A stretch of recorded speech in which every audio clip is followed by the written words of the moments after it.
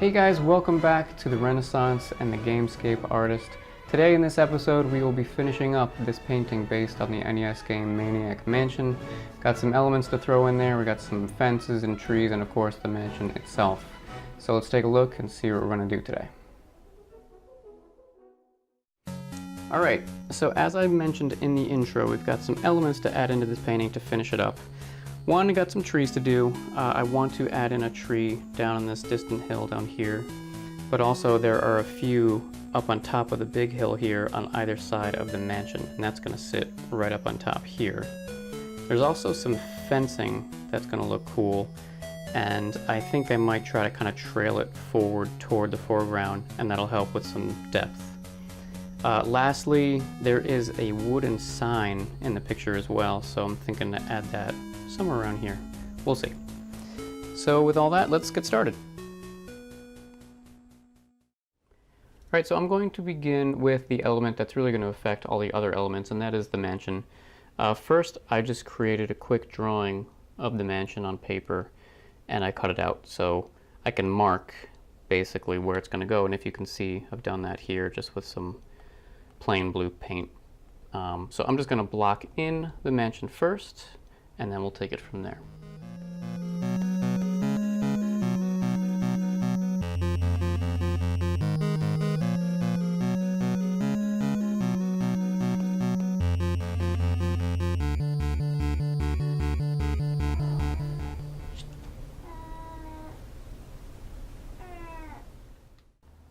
Okay, so now that we have made a basic block-in of the mansion, I'm going to go in, fix up the colors, and then start to detail.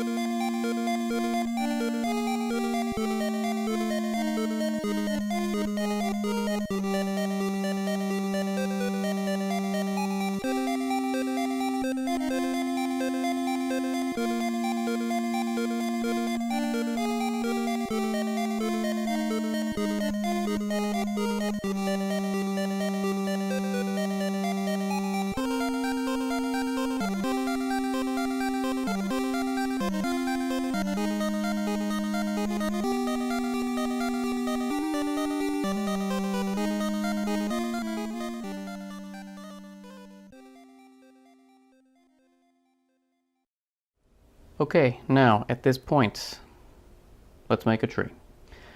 As I said before, I want a big old kind of scary looking tree over here, and I want it to seem almost like this cliff is falling off, so I might just have it kind of leaning over this way, but it's going to have a bunch of big old scary branches and stuff, and I might actually even bring a little bit of it in front of the right side of the mansion just to kind of have it like contrast against that.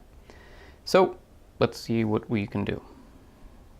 I'm just going to start with a dark color here, just to basically get the shape in, and then we can go through and worry about highlights and stuff.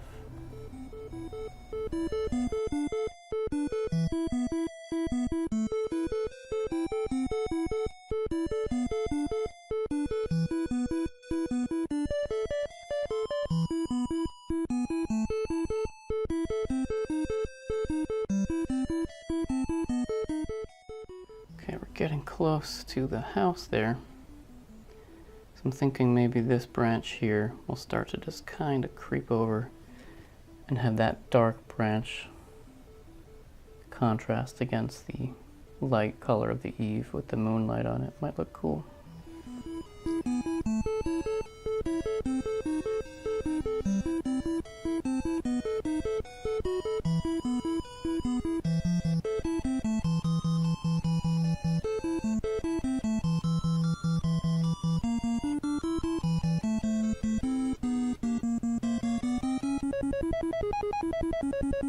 Something like that.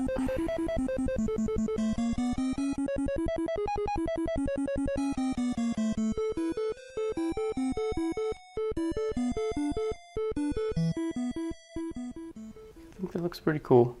I'm going to now work on the coloring of it, because it needs to be kind of glow and a glow from the moonlight. But I do want to keep some of the brown because it is a tree after all. But let's see what we can do with a bit of a warm blue kind of color.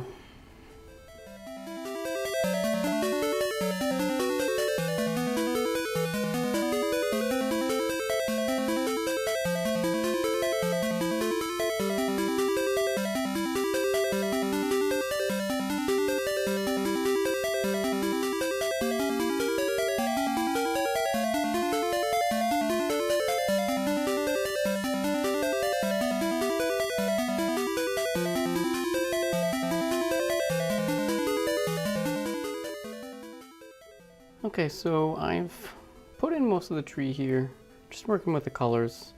I want to highlight a little bit more. I want to get some real nice, not quite white, but really light white hits a little bit here and there on the branches.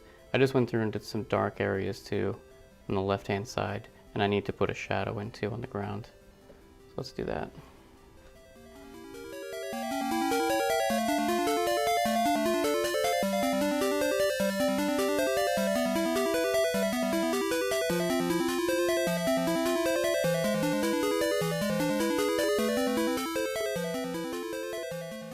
I want to make another tree over here. This one might be kind of back behind the hill a little bit, if that makes sense. Like, so I won't show the bottom of the tree, I'll just kind of show some branches coming out over here. Yeah, I think I like that idea.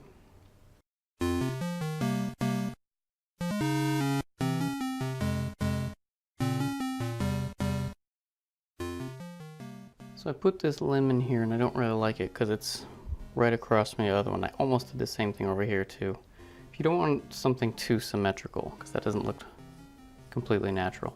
So I kind of want to just cover that up. I kind of like how this looks, just how that tree kind of, it's almost like opening itself up to the moon in a way. Or maybe I'm just overthinking that.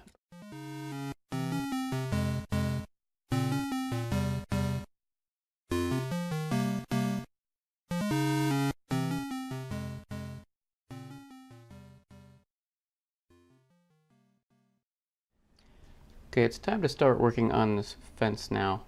There are going to be two kinds of fences on either side of the mansion coming out, so I'm going to do one kind of trailing back here, kind of just going off down that hill, and then this one's going to be the more seen one, kind of wrapping around here and then bringing this down to the foreground and getting bigger as it comes closer.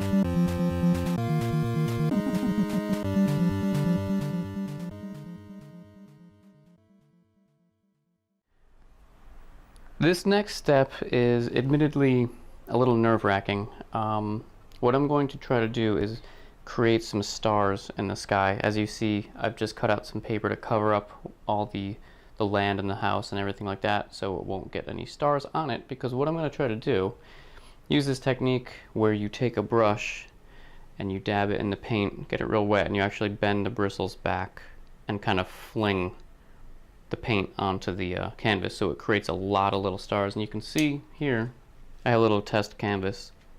Hopefully you can see this. Kind of gives the effect of many little stars. So that is the plan, and it's just nerve-wracking because, you know, if I get like a big glob of paint on the sky, it could potentially ruin a part of the sky, so that would not be good. But I'll try it out on the test canvas right before I do it, so it should be okay. So let's give it a whirl.